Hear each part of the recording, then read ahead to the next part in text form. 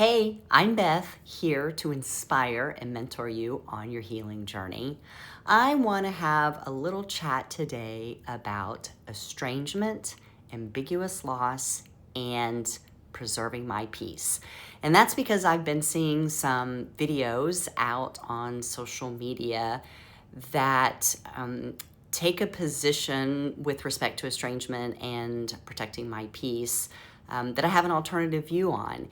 And that alternative viewpoint comes from the fact of my story being the person to make the choice to estrange from my parents and to protect my peace with respect to certain of my other family members. Now, I think the reason why I feel compelled to share this with you today is because I've just had a strong reaction to what I'm seeing on social media, and that's other people putting forth a viewpoint. They seem to be the people who have been estranged, and they have people in their lives, it seems like mostly children that I'm hearing about, who've made the choice to estrange from them. And what I don't hear in any of those videos, and that's what I'm struggling with, is the acknowledgement of the parent role when there's an estrangement between a child and their parent. And there's no acknowledgement of any kind of contribution to the child's decision to estrange from the parent. Now, here's what I've learned over the course of my journey. And I'll just give you sort of the overview. I made the choice to estrange from my parents. It's probably been 15 years ago now. And I was estranged from them for about 10 or 12 years. And it's only because I engaged in a very intentional and focused healing journey that I was able to go through a process of healing myself enough to where I could return and try to have a relationship with them. Now, part of my healing journey has helped me to understand that there's one single truth about all of us when it comes to trauma and abuse and survivorship, and that's that we're all survivors. We've all experienced things in our lifetime that have shaped us and shaped the way that we interact with other people. And part of the healing journey is to unwind that and to learn about the things that we're doing, our behaviors that we're engaging in from a place of survival that are causing us to have challenges in our relationships. Ultimately, for me, healing is all about ultimately coming to a place of love. That's what we're doing. And getting to that place where you can love other people and show up in love in your relationships requires that deep self-discovery work to understand who you are, why you behave the way that you do, and in my case, why I chose to estrange from my family. So I have a very good understanding of that now. And I will tell you that even looking back over all of those years, the consequences of making that decision. So when I chose to estrange from my parents, I stepped out of their life. And when I did that, I stepped out of my sister's life and my nephew and my niece's life. And I didn't get to see them, my sister's kids growing up, and I didn't have my sister in my life. And that was a consequence I didn't count on. It's one that I suffered, and it was painful. And being estranged from my parents was painful. And it wasn't something that I took lightly. But when I made that decision, there were very real reasons for why I chose to do that.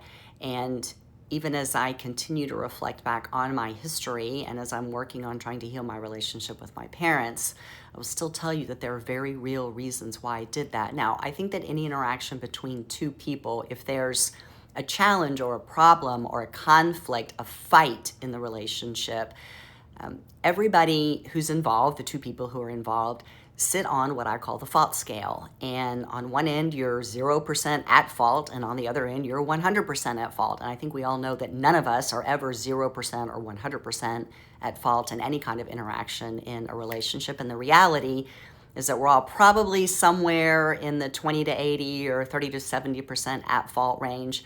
And in a conflict like this, my experience is that we're probably closer to 50-50. So everybody's contributing to the state of the relationship. And so for anybody out there who has made the choice to estrange, I want you to hear me saying a few things to you. First of all, I see you. Number two, I have felt your pain that caused you to get to the place where you've made the choice to estrange.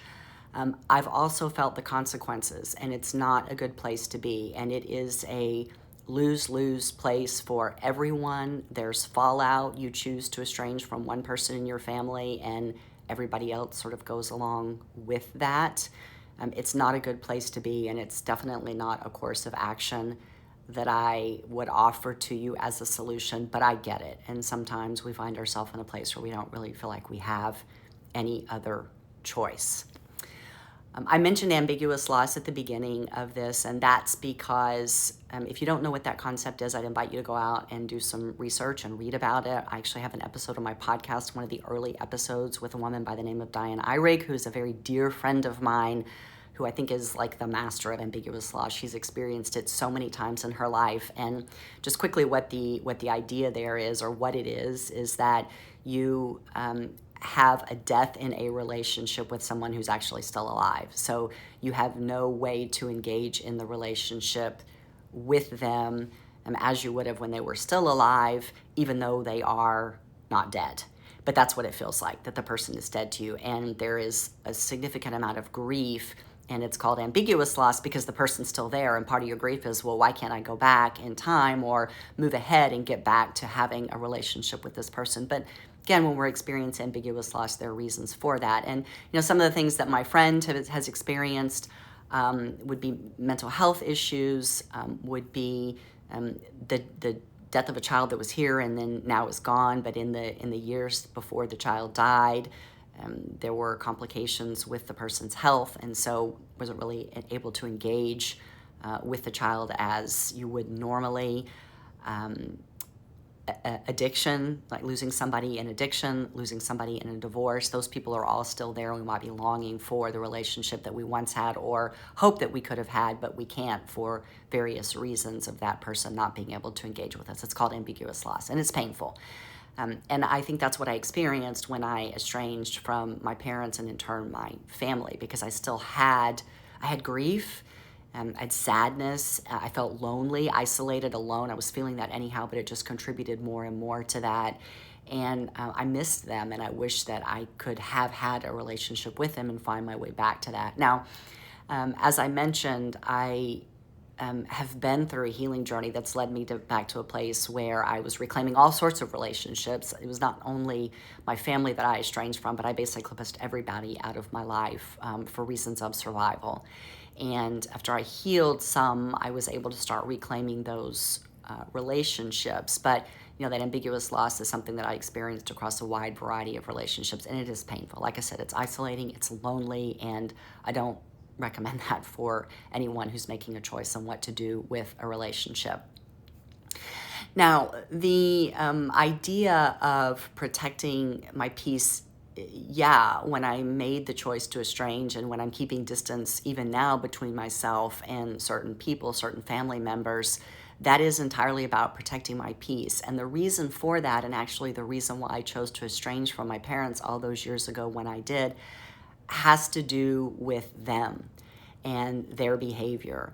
And when you're dealing with people who are not healed or not healing, not trying to come to a place of accepting their own or acknowledging even their own contributions to the way that they behave because they're a survivor and they're not willing to do the work themselves to heal and to move forward, those people can be very challenging. And one of the things I've experienced as I have healed is what I refer to as repelling magnets. And I actually recorded a video about this. It's out there. You can find it, find me talking about this. And that's what happens when one person heals and the other doesn't in that relationship. And that's what it feels like, is repelling magnets, because I'm moving forward and they're in a different place and there's conflict there. And that can be really challenging to deal with. And sometimes that conflict, the way the other person is reacting or responding to you when you are trying to move into your healing space, is that they are rebelling against you or bucking against you or being caustic in the interactions and just rejecting that. And I think a lot of that has to do with not being able to see themselves in the same place that you're getting to when you're healing. And so that is a reaction that they have, like you're repelling them, and that's what it feels like. So, when I made the decision to estrange, as I said, it had very real reasons for why I did it, and I feel like if I were back in that same place again, I'd probably make the same decision, even knowing everything that I know now. And of course, I do have the benefit of having gone on my healing journey and knowing that I'm in a place where I'm trying to re-engage in my relationship with them and heal the relationship with them. So that is part of now knowing everything that I know. Ambiguous loss is a real thing. It's painful, it hurts. There are consequences from being estranged from your family, and consequences that you aren't even going to realize are there. But I see you, and I understand why you would have made that decision, if that's a decision that you've made. And sometimes the need to protect our peace is also very real because of the other person's behavior toward us. All right, so that's me just sharing with you an alternative viewpoint. And I hope you see this. And if you've seen all those other videos that might be making you feel like you've done something wrong by choosing to estrange or by trying to protect your peace, I hope this offers you an alternative and hopeful viewpoint.